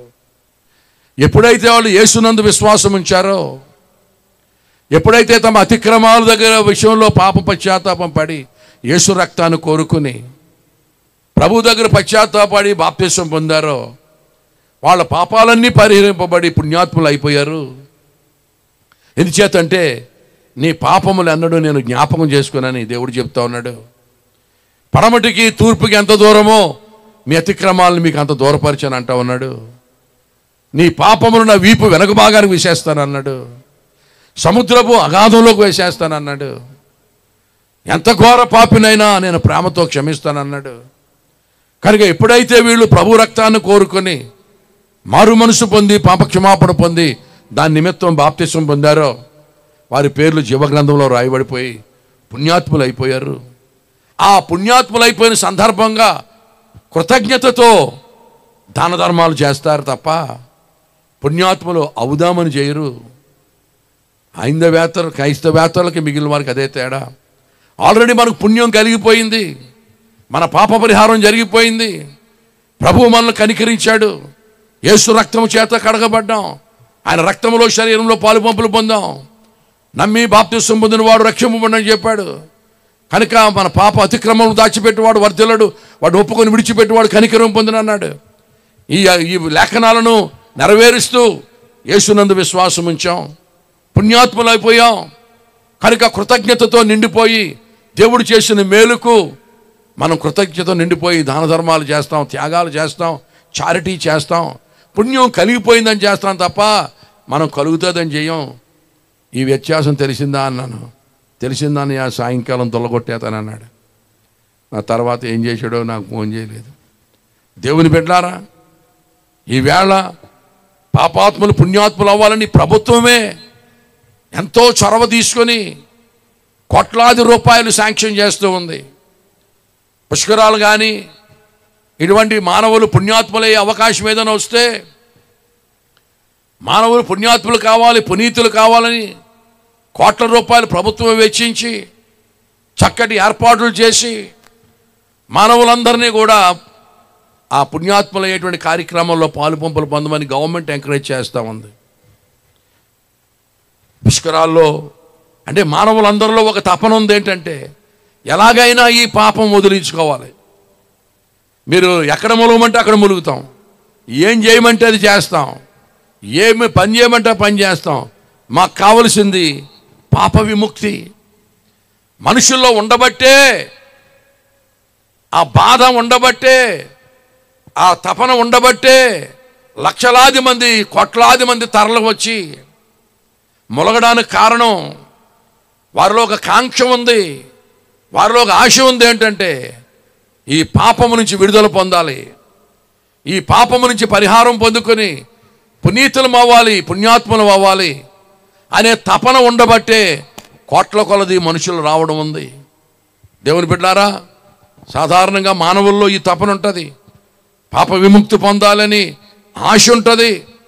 కానీ ఆ పాప విముక్తి ఎక్కడ దొరుకుతుందో, పాప విముక్తికి పుణ్యాత్ములు అవ్వాలంటే ఏం చెయ్యాలో అన్న దగ్గర పాయింట్ ప్రియులారా.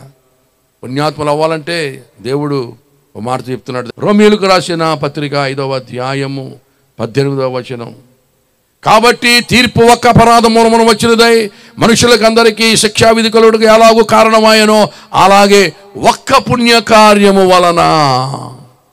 చూసారా లేఖనంలో, ఒక్క పుణ్యకార్యము వలన కృపాదానము మనుషులకు అందరికీ జీవప్రదమైన నీతి విధింపబడుటకు కారణమాయను. మానవులు తమ జపతపముల వలన, మానవులు తమ భక్తి వలన, మానవులు తమ దాన ధర్మముల వలన, మానవులు తమ నీతి కార్యముల వలన పుణ్యాత్ములు అవ్వడం అసాధ్యమని చెప్పి దేవుడే మానవులందరి కొరకు, మనందరి కొరకు ఒక పుణ్యకార్యాన్ని ఆయనే చేసి పెట్టాడు. ఇది మానవుల వలన సాధ్యము కాదు, మానవుని సొంత ప్రయత్నం వలన జరిగేది కాదు, వాళ్ళు మంచి క్రియలు వలన జరిగేది కాదు, వాళ్ళ దాన ధర్మాలు మంచి క్రియలు సరిపోవు. కనుక దేవుడే ఒక పుణ్యకార్యం చేసి పెట్టాడు. మానవులందరూ పుణ్యాత్ములు అవ్వాలని దేవుడే ఒక పుణ్యకార్యం చేసి పెట్టాడు. ఆ పుణ్యకార్యమే తన కుమారుడైన యేసు క్రీస్తును సిలువలో మన కొరకు అప్పగించి ఆయనను చంపి మనలను బ్రతికించాడు. దేవునికి స్తోత్రం కలుగునుగాక. హల్లెలూయా చెప్పండి గట్టిగా, హల్లెలూయా. కనుక ప్రియమైన దేవుని బిడ్డలారా, ఈవేళ we are living in such times. You must take into consideration the times in which you live, and we are supposed to preach accordingly. ఆ పుణ్యకార్యం ఏంటంటే యేసును సిలువలో అప్పగించడం. ప్రియులారా, పాప క్షమాపణ కొరకు ఖచ్చితంగా దేవుని కుమారుడే దిగి రావాలి. దానికంటే తక్కువ ర్యాంక్ వారు ఎవరూ పనికిరారు అని చెప్పినటువంటి శాస్త్రము హైందవ్యమే. అపుత్రస్య గతిర్నాస్తి స్వర్గో నైతి వచనైవచః. అపుత్రస్య గతిర్నాస్తి, పుత్రుడు లేకపోతే గతి లేని వాళ్ళం అయిపోతాం. ఏమండి, పుత్రుడు లేకపోతే గతి లేని వాళ్ళం అయిపోతాం. పాప క్షమాపణ కొరకు, నిత్య జీవం కొరకు ఖచ్చితంగా దేవకుమారుడే దిగి రావాలి. Not below the rank of son of God. No one else is eligible. ఏమండి, కెరూబులు ఉన్నారు, శరాపులు ఉన్నారు, దూతగణాలు ఉన్నారు, గబ్రియేలు ఉన్నాడు, మిఖాయేలు ఉన్నాడు, పోపు గారు ఉన్నాడు. ఆయన్ని మోసి కని పెంచి పాలిచ్చినటువంటి మరియమ్మ గారు ఉన్నారు. ఇంకా ఎంతో అవతారాలు ఉన్నాయి, దశావతారాలు, ఎన్నో అవతారాలు ఉన్నాయి. వీళ్ళెవ్వరూ పనికిరారు పాప క్షమాపణ కొరకు. ఖచ్చితంగా కొడుకు దిగి రావాలని చెప్పిన శాస్త్రమే హైందవ్యం. హైందవ్యంతో పాటు ఏకీభవిస్తుంది క్రైస్తవ్యం. దేవునికి స్తోత్రం చెప్పండి. గతి లేని వాళ్ళం అయిపోతామంటే మరి మిగిలిన దేవతలందరూ వ్యర్థమా? మిగిలిన దేవుళ్ళందరూ వ్యర్థమా? అపచారం, అపచారం. అలాగున పలుకోకూడదు ప్రియులారా. నేను సభాముఖంగా చెబుతా ఉన్నాను. మిగిలిన దేవుళ్ళు అనబడిన వారు, దేవతలు అనబడిన వారు, వారెందుకు పనికిరాని వారు కానీ వ్యర్థులని కానీ అనకూడదు, అనతగదు. కానీ ఒక్క విషయంలో మాత్రం వారు పనికిరారని మాత్రమే శాస్త్రం చెప్తుంది. మిగిలిన వారు మానవునికి కలిగిన అనేక కోరికలు, అనేక అక్కర్లు మనకుంటాయి. వాటన్నిటిని వారు సప్లై చేయడానికి వారు శక్తిమంతులే, కాదనడానికి వీలు లేదు. వాళ్ళని శక్తిమంతులు అంటావేంటి? క్రైస్తవ బోధకుడు అయినా అన్నావు అనుకో,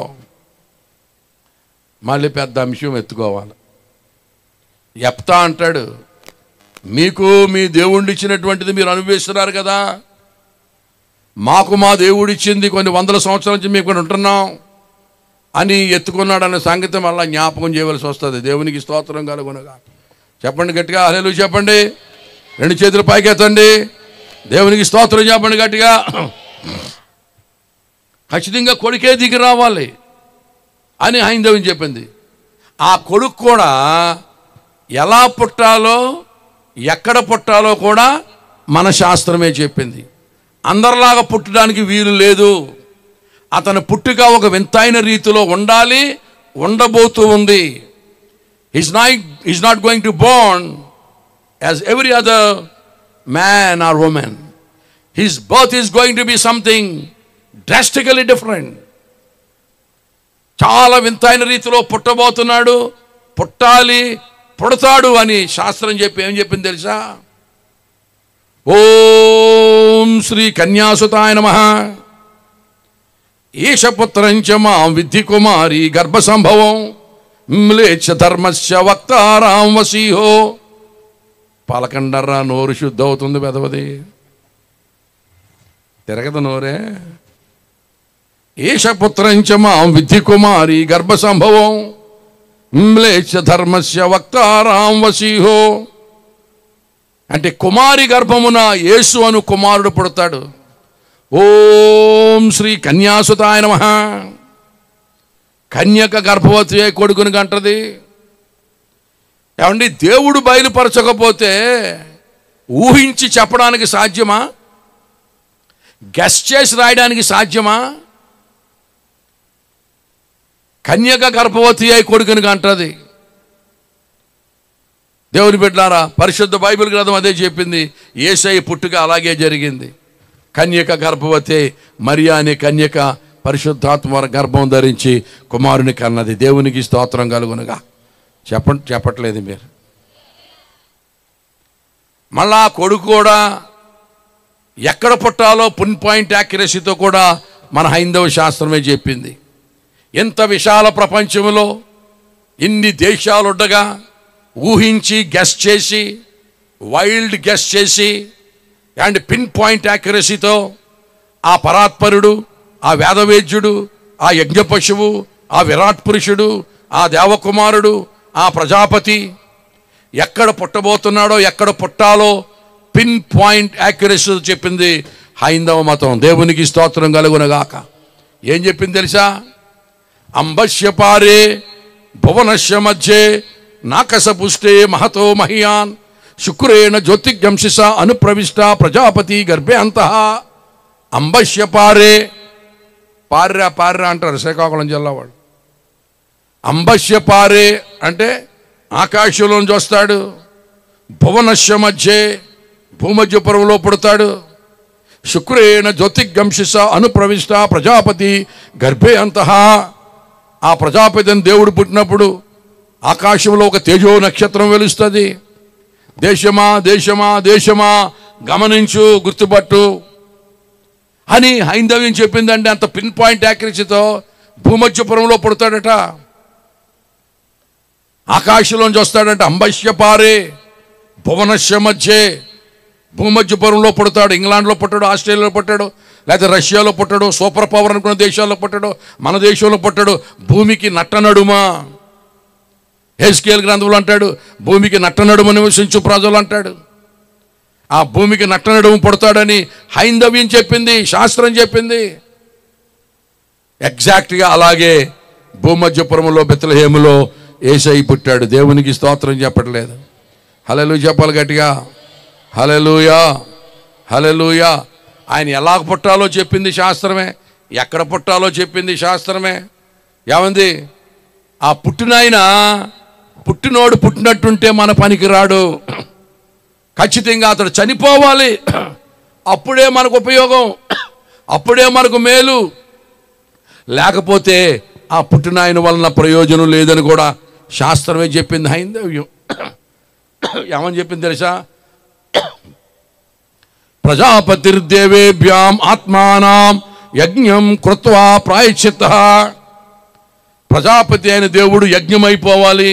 ప్రజాపతిర్దేవేభ్యాం ఆత్మానాం యజ్ఞం కృత్వా ప్రాయశ్చిత్తః. ఆ ప్రజాపతి అయిన దేవుడు ఆత్మానాం అంటే తనకు తానే సెల్ఫ్గా అప్పగించుకోవాలి. ఆయన బలైపోవాలి, ఆయన యజ్ఞమైపోవాలి. అప్పుడే మానవాళికి ఆశీర్వాదం, దీవెన, పాప క్షమాపణ. ఆయన పుట్టినటువంటి వాడు మరణించకుండా ఉంటే ఏమాత్రం ప్రయోజనం మనకుండదు అని హైందవ్యం చాలా తేటగా చెప్పిందండి. ప్రజాపతిర్దేవేభ్యాం ఆత్మానాం యజ్ఞం కృత్వా ప్రాయశ్చిత్తః అని చెబితే మనోళ్ళు అనుకుంటున్నారు చేతకాక ఎవడో చంపేస్తే చచ్చిపోయాడు, ఎవడో శిష్యుడు ముద్దెట్టుకుని అమ్మేస్తే అమ్ముడైపోయాడు, చంపినోడు హీరో అవుతాడు కానీ చచ్చినోడు హీరోలాగా అవుతాడు అని మన వాళ్ళు అన్యదా తలస్తూ ఉన్నారు. కానీ శాస్త్రం చెబుతుంది ఖచ్చితంగా ఆయన చనిపోవాలి అని. చనిపోవాలని చెప్పడమే కాకుండా చనిపోవడం నానా రకాలు, ఏ విధంగానూ చనిపోవచ్చు. ముసలై చచ్చిపోవచ్చు, యాక్సిడెంట్ అయి చచ్చిపోవచ్చు, రోగం వచ్చి చచ్చిపోవచ్చు, తెగులు వచ్చి చచ్చిపోవచ్చు, ఆత్మహత్యం చేసుకో చచ్చిపోవచ్చు. చావడం నానా విధాలు. నో నో నో నో, ఆయన చావవలసిన విధం ఒకటి ఉన్నది. ఇట్టి రీతిగా మాత్రమే మరణించాలి, మరణించబోతున్నాడు అని కొన్ని వేల సంవత్సరాల క్రితమే, కొన్ని వందల సంవత్సరాల క్రితమే ముందుగా ప్రవచించారు. హైందవ ప్రవచనాలండి. యేసును గూర్చిన సాక్ష్యము ప్రవచన సారము. ప్రవచన సారం అంటే కేవలం పరిశుద్ధ బైబిల్ గ్రంథం యొక్క ప్రవచన సారమే కాదు. ప్రతి మత గ్రంథాల్లో ప్రవచనాలు ఉంటాయి. భవిష్యత్తు ఎలా ఉండబోతుంది, ఏమి సంభవించబోతుంది, యుగాంతం ఎలా ఉండబోతుంది, అంచె దినాలు ఎలా ఉండబోతున్నాయి, ఈ లోకంలోకి ఏమి సంభవించబోతున్నాయి అని మత గ్రంథాలన్నీ కూడా ప్రవచిస్తాయి. అనక క్రీస్తును గూర్చిన సాక్ష్యము ప్రవచన సారం అనగా కేవలము పరిశుద్ధ బైబిల్ గ్రంథం యొక్క ప్రవచన సారమే కాదు, అది సకల మత గ్రంథాల ప్రవచన సారము. మరి ముఖ్యముగా హైందవ మత గ్రంథాల ప్రవచన సారము. దేవునికి స్తోత్రం కలుగునుగాక. నా ప్రమేయం లేకుండా నేనొక దినాన్న దేవుని వాక్యం చెబుతా ఉన్నాను. నేను ఒక అంశం చెబుతున్నాను, నా ప్రమేయం లేకుండా నా నోట నుండి ఇదిగో ఈ మాటలు వస్తూ ఉన్నాయి. నేను ప్రకటిస్తున్నటువంటి ఈ యొక్క మాటలు నా ప్రమేయం లేకుండా వస్తూ ఉన్నాయి. ఇదిగో దేవుని కుమారుడు తప్ప మిగిలిన వారెవరు పరలోకం తీసుకెళ్ళడానికి, పాపక్షమాపణకి పనికిరారని చెప్పు. మిగిలిన అవసరాలకి, మిగిలిన కోరికలు తీర్చడానికి మిగిలినటువంటి దేవుళ్ళు దేవతలు అనబడిన వారు ఎవరైనా ఉపయోగపడతారేమో కానీ ఈ ఒక్క విషయానికి మాత్రం ఖచ్చితంగా దేవుని కొడుకే దిగి రావాలి అని దేవుడు మాట్లాడుతూ ఉన్నాడు. ఆయన కూడా ఆయన పుట్టవలసిన విధం కూడా చెప్పవాలి. ఆయన పుట్టినోడు పుట్టినట్టు ఉండడం కాదు, మరణించాలి అని శాస్త్రం చెప్పిందని చెప్పు. మరణించడం కూడా ఎలా పడితే అలా కాదు, మరణించవలసిన విధం ఉంది. ఒక పద్ధతిలో చనిపోవాలి, ఇష్టానుసారంగా చనిపోవడానికి వీల్లేదు, లేఖనముల ప్రకారం చనిపోవాలి. అందుకనే అజామేధ యాగంలో యజ్ఞ పశువులాగా చనిపోవాలి. ఒక మచ్చని మేక తీసుకునేవారు, మచ్చలేని మేక, తల మీద బలుసుగుములతో కిరీటం పెట్టేవారు, 2 చేతుల్లో మేకులు కొట్టేవారు, బలచక్క దిగ్గొట్టేవారు, దానికి ఒక పట్టు వస్త్రాన్ని కప్పి ఏమండి పురోహితులు చీట్లు వేసి పంచుకునేవారు, ఒక యోపస్తంభాన్ని కట్టేవారు. దాహం అని అడిగితే డిహైడ్రేట్ అయిపోయి పక్కలో బల్లెప్పొడి పొడిచేవారు, డిహైడ్రేట్ అయిపోయి రక్తం అంచి వచ్చేసి. దాహం అని అడిగితే చేదు ఏమండి సోమరసాన్ని అందించేవారు. ఈ పద్ధతిలో చనిపోవాలి, చనిపోబోతున్నాడు. This is the manner in which he's going to die. He's not going to die as usual like anybody else. ఎంత జ్ఞానం అండి హైందవ్యంలో, ఎంత అడ్వాన్స్డ్ నాలెడ్జ్ అండి. ఇదంతా హైందవ శాస్త్రం అండి, మన దేశంలో ఉన్న మన జ్ఞానం అండి, దేవుని గురించిన జ్ఞానం. అజామేధ యాగంలో యజ్ఞ పశువులాగే అచ్చం యేసు మరణించాడండి, మచ్చలేని వాడుగా వచ్చాడు. నాలో పాపం ఉండదని మీరు ఎవరు స్థాపించగలరు అన్నాడు. తల మీద ముండ్ల కిరీటం పెట్టారు, 2 చేతుల్లో మేకులు, 2 కాళ్ళలో శీల దిగ్గొట్టారు, పక్కలో బల్లె పొడిచారు. ఏమండి ఆ దొంగోడు కాళ్ళు ఈ దొంగోడు కాళ్ళు ఎరగొట్టారు కానీ యేసయ్య కాళ్ళు ఎరగొట్టలేదు. అన్ని ప్రవచనాలు నెరవేర్చిన తర్వాత ఒక ప్రవచనం మిగిలిపోయింది, ప్రభు పలకవలసింది. లేఖనము నెరవేరినట్లు నేను దప్పిగొనుచున్నాను. దేవుని బిడ్డలారా, అలాగూ దప్పిగొనుచున్నాను అనగా చేదు చిరకనిచ్చారు. ఆయన అంగీ చీట్లు వేసి పంచుకున్నారు. అజామేధ యాగంలో యజ్ఞ పశువు ఎలా చనిపోతుందో మక్కికి మక్కి ఎగ్జాక్ట్గా చనిపోయాడు యేసయ్య. దేవునికి స్తోత్రం కలుగునుగాక. చనిపోయినట్టుంటే పోవడం లేదు, మరలా లేవాలని చెప్పారు ప్రియులారా. ఆయన లేవాలని చాలా చోట్ల వేదంలో రాయబడింది. నిన్న మృతి పొందినవాడు ఈవేళ సజీవుడిగా ఉన్నవాడు. ఓం శ్రీ మృత్యుంజయో నమః. అతను మృత్యువును గెలుస్తాడు. మృత్యువును గెలవాలి, మరణాన్ని గెలవాలి. చనిపోయి సమాధిలో ఉంటే మానవ పాప క్షమాపణకు సరిపోయిన వాడు కానేరడు, సరిపోయిన వాడు కాడు. అందరిలా సమాధిలో సతికిలబడిన వాడు కాకూడదు. అతడు ప్రత్యేకంగా లేచి తీరాలి, లేస్తాడు. ఓం శ్రీ మృత్యుంజయో నమః. ఆ గంభీరమైన కార్యం జరిగిస్తాడు. ప్రియులారా, మానవులందరూ కూడా మృతి పొందడమే తప్ప మానవులు మరణాన్ని గెలిచినటువంటి వారు ఎవరు మానవ చరిత్రలో లేరు. ఎంతటి వారైనా భూమి వరకే కానీ ఊళ్ళో వరకే కానీ సమాధుల్లో ఎవరి పప్పులు ఉడకో. అందరూ సమాజంలోంచి సమాధుల్లోకి వెళ్ళాలి తప్ప ఎవరో సమాధుల్లోంచి సమాజంలోకి రిటర్న్ వస్తాడా? వచ్చి మీ ఇంటి పక్కన అద్దెకి దిగాడు అనుకో, నీకు నిద్ర ఆడుతుందా? కొద్దికాలం సమాధుల్లో ఉండి మీ ఇంటి పక్కన దిగాడు అనుకో, కొరిందేయులకు కూకుని ఉండడమే. ఇంకా అందరూ సమాధుల్లోకి వెళ్ళాలి ప్రియులారా. మరణాన్ని గెలిచిన వారు ఎవరు లేరు. అది ఎంత తీవ్రమైనదో గుర్రం జాషువా గారు రాశాడు ఖండకావ్యాల్లో. ఎన్నో ఏండ్లు గతించిపోయినవి కానీ ఈ శ్మశాన స్థలిన్ కన్నులు మూర్చిన మందభాగ్యుడు ఒకడైనా లేచిరాడు అగట. ఎన్నాళ్ళు ఈ చలనంబు లేని శయనం బేతలు అల్లాడిరో. కన్నీటంబడి క్రాగిపోయినవి నిక్కమ్మెందు పాషాణాలు. రాళ్ళు కరిగిపోయినాయంట ఆడవాళ్ళు ఏడిచిన ఏడుపులకి. చచ్చినోడు ఎవడు లేవలా అని అంటాడు. ఇచ్చోటనే కదా రాజ్యములేలు రాజన్యుని అధికారముద్రికలు అంతరించే. ఇచ్చోటనే కదా సత్యవీంద్రుని కమ్మని కలము నిప్పులోన కరిగిపోయే.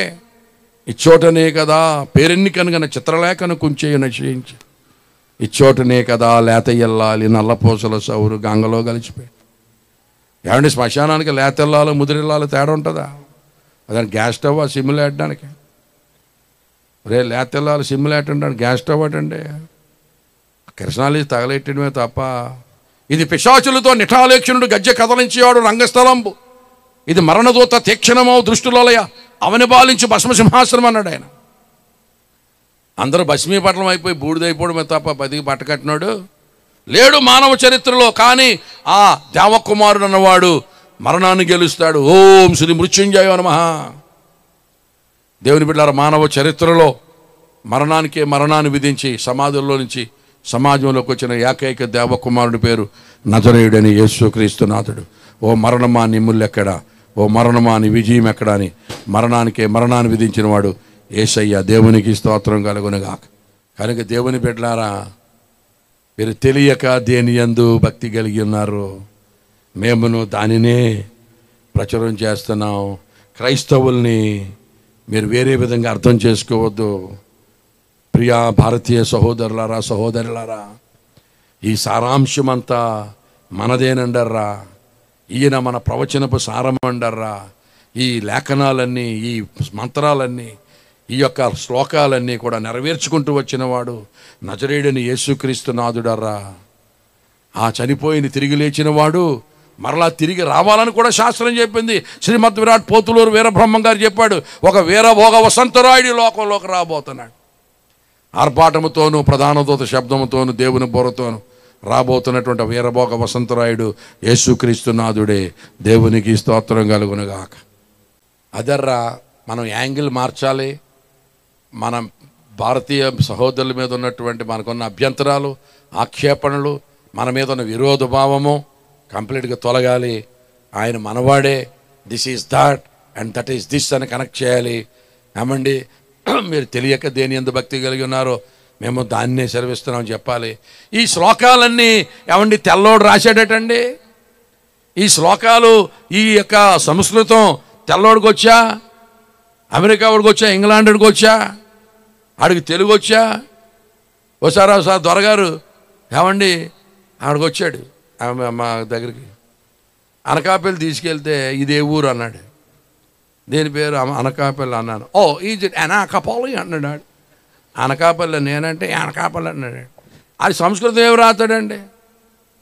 ఇంగ్లీష్ వాళ్ళు తెలుగు మాట్లాడగలరటండి, సంస్కృతం వస్తుంది వాళ్ళకి. నేను న్యూజిలాండ్ వెళ్ళినప్పుడు ఒక దొరసానమ్మ తెలుగు ఎక్కడ నేర్చుకుని అక్కడ ప్రేయర్శాలు నడుపుతుంది.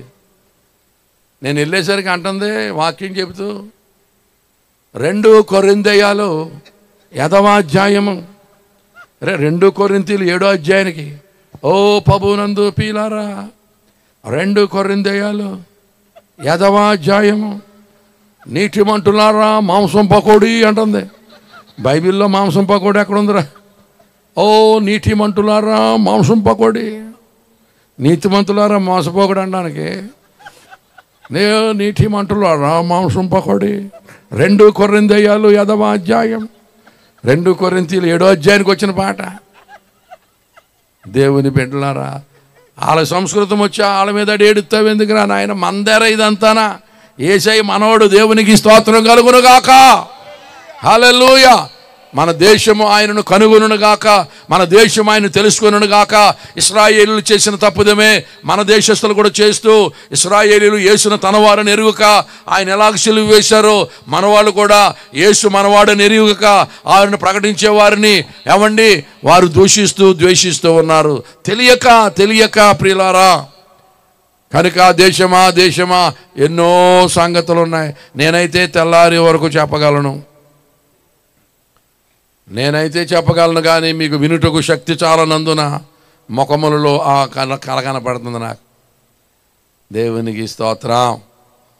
కనుక కనీసం కొంచెం పాండిత్యం ఉన్న వాళ్ళైనా, కొంచెం చదువుకున్న వాళ్ళైనా, ఒరే బాబు మీరు వేరే అనుకోకుండా మందేరా నాయన, యేసు మనవాడే, మక్కీకి టాలీ అయిపోతుంటే ఇవన్నీ కాకతీయంగా జరుగుతాయా, అనుకోకుండా జరుగుతాయా?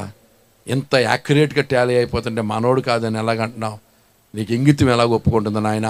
ఇది మనోడేరా, నిన్ను ప్రేమించిన దేవకుమారుడు, ఆయన అన్యదా భావించుకొని దేశాన్ని దేవునితో సమాధానపరుద్దాం. దేవుడి మాటలు దీవించును గాక.